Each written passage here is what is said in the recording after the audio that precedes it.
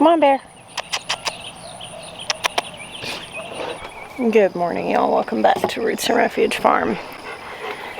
I'm heading out to the garden. Got my wisdom teeth taken out this week. You may be able to tell my face is still pretty swollen, but I'm recovering nicely. And my garden has survived the South Carolina heat wave. Oh, look. Malia's going to be excited. Her Brad's Atomic grape tomatoes are starting to ripen. So we had a really bad storm night before last, and the only time I've really spent out in the garden since getting this done was to come out and see kind of how we fared.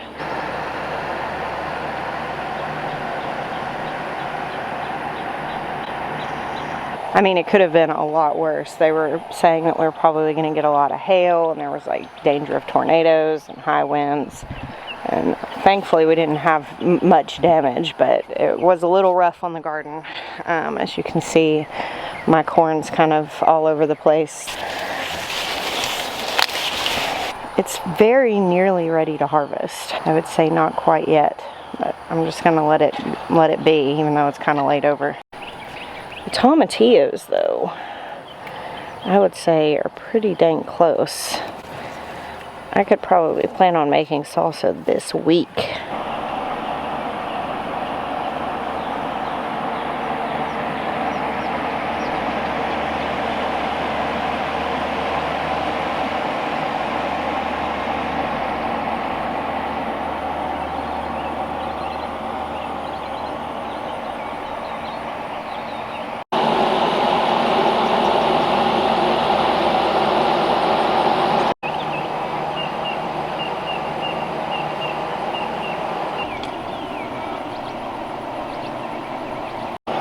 Y'all, these perfect storm hibiscus are one of the highlights of the gardening year for me.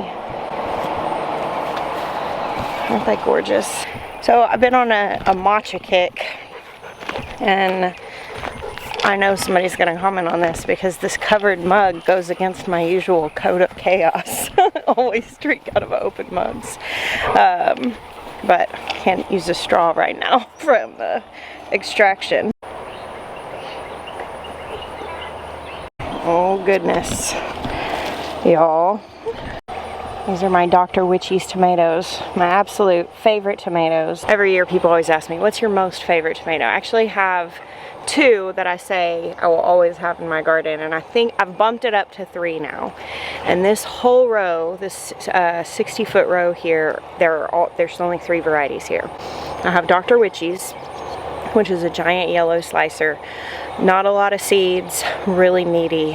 And then I have Paul Robeson, which is like it's called a purple tomato. It's not like the color purple. It's like a dusky red. Really like rich flavor. And then I've recently added Abe Lincoln like up at the top of the list with these. Now, not all Abe Lincolns are the same. The seeds I have are for like a really big slicer. I've seen other varieties that are a little smaller, but it's my favorite for like making salsa and stuff like that. I use all of them interchangeably for like salsa and all of that, but the reason I like these 3 is they're so meaty. You can can them, but you have like the whole spectrum of flavor with the yellow, the dark red, and then the bright red. Awesome. They're also all really good size. Paul Robeson's the smallest of the 3, but Dr. Witchy's for me are consistently at least a pound, a lot of times over that. And I have my first one blushing down here. Like, look at this plant. Like, there's multiple huge fruits. Look at this. I mean, that's over 1 pound tomato right there, blushing. And there's another, there's like 6 really good sized tomatoes just right here. And there's more growing up higher that are still really large. Here's another that's blushing just a tiny bit. Look at that, it's huge. Isn't that exciting? And they're all just like so gorgeous. Come gush over my tomatoes with me. Look. Isn't that crazy? So down here are the Paul Robesons. These plants are a little less robust, and the tomatoes are going to not be as big. But they're really tasty still. I did notice something here. I think this is an Abe Lincoln, yeah, because this is turning more red. Got a little blossom end rot. So this is something you'll commonly see on tomatoes where the end starts to turn black. Sometimes it'll happen even on the side, but usually it's the end, and it starts where the blossom was. I'm going to pull this off. You can see it's kind of starting to ripen, because a lot of times a plant will try to ripen a fruit early if it's got sickness or something like that, and we want to take this off because I don't want my plant putting any energy into ripening this fruit, because it's not going to be any good. This is a calcium deficiency, and a lot of times that means you need calcium in your soil, but I would hazard to guess, since I'm not seeing a ton of this, I think it's probably more likely that we've had so much rain that my plants are actually just having absorption issues. So I don't think I really necessarily need to address it in the soil. I think that it will be addressed as it stops raining as much. The plants will be able to take up more nutrients. Usually, if you do have a little bit of blossom end rot, a lot of times it'll be like the first set of fruit. And for me, of course, we have rainy springs, so that first set of fruit usually comes after the rain. And then usually there won't be as much in subsequent settings, so a little higher up the fruit won't have it. Here are the Abe Lincolns, and these are all good. I don't see any issues. Look how big these are. So one of the biggest tomatoes I've actually ever seen was an Abe Lincoln that was like 3 pounds, or maybe it was upwards of 4 pounds. It was at the Baker Creek Seed Expo. After seeing that one is when I decided to start growing them. So down there, the corn that's laid over is the Bantam corn that I planted. This is glass gem corn, and it's younger and smaller, so the storm didn't bother it at all. Down here is the row of just odds and ends tomatoes. Oh, this is a good one. It's called Italian Heirloom. It's very much like the Abe Lincoln. It's really big. I planted quite a few of those.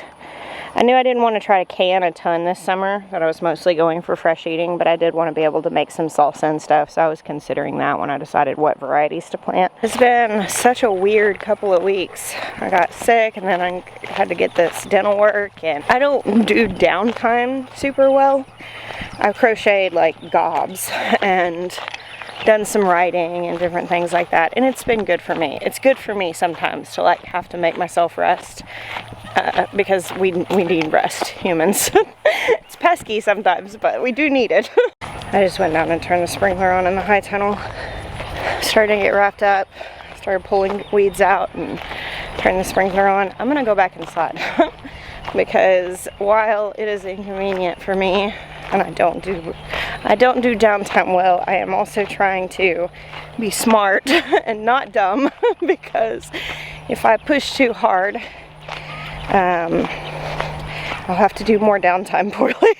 So mostly this morning I just wanted to come drink my tea in the garden, because after a little bit of not doing that, I just get kind of bummed out, and I wanted to share it with you guys. So much beauty to see, even in the midst of all the wildness and the chaos.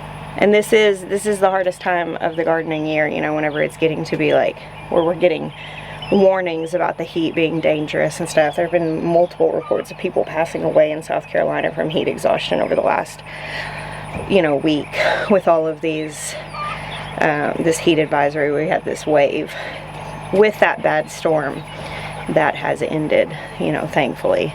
It's still hot, but it's not like something you have to be really cautious about. Still cautious, but it's not quite as dangerous. I will say a little bit of restriction does give me a lot of perspective. You know, sometimes it's good to miss something that was otherwise challenging to you, and during this hard time of year in the garden, kind of having to hold back from it a little bit has made me realize how much I even love the hard season. So thank you guys for hanging out with me today and all the days you do. God bless you. Until next time.